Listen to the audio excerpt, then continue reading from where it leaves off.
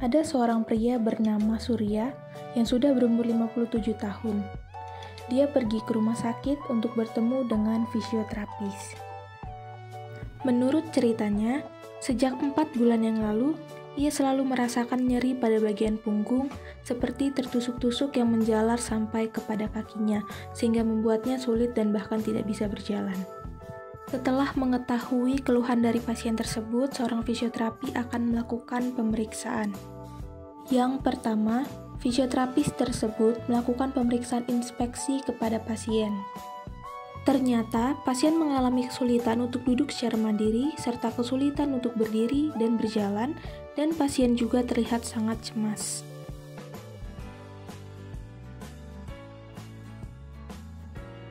Kedua, fisioterapis tersebut melakukan tes gerak aktif dan pasif. Dan hasilnya, pada gerak aktif, fleksi ekstensi hip tidak dapat dilakukan atau terbatas, dan hasil dari tes gerak pasif adalah firm and feel. Ketiga, fisioterapis tersebut melakukan pemeriksaan palpasi kepada pasien itu. Dan ditemukannya spasme otot dan erector spine. Keempat, dilakukannya tes spesifik, dan hasilnya yaitu skala nyeri 2 dengan menggunakan metode numeric rating scale, nilai MMT 1, dan adanya keterbatasan ROM.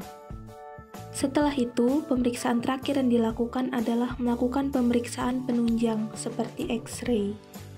Dan setelah semua pemeriksaan selesai, fisioterapi mendiagnosa kalau pasien tersebut mengalami radicular back pain at cause HNP.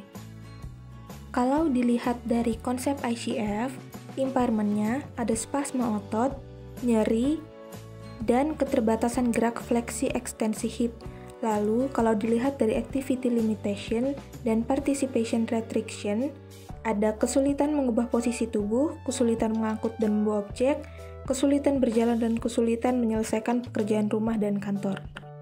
Dan personal faktornya yaitu dia berjenis kelamin laki-laki, berumur 57 tahun dan bekerja sebagai kuli angkut barang.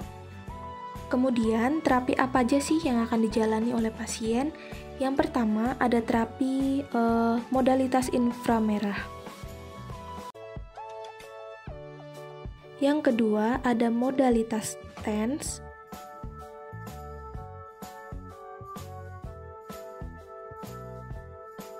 Dan yang terakhir ada terapi PNF atau Proprioceptive Neuromuscular Facilitation.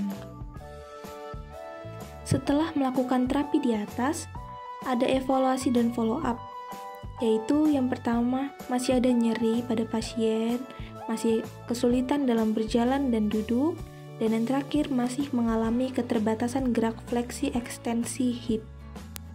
Oleh karena itu, fisioterapis menyuruh pasien datang seminggu sekali untuk terapi agar mendapatkan hasil yang memuaskan.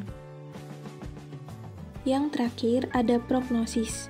Perbaikan klinis biasanya terlihat pada kebanyakan pasien dan hanya 10% pasien saja yang masih merasakan nyeri setelah 6 minggu tata laksana konservatif.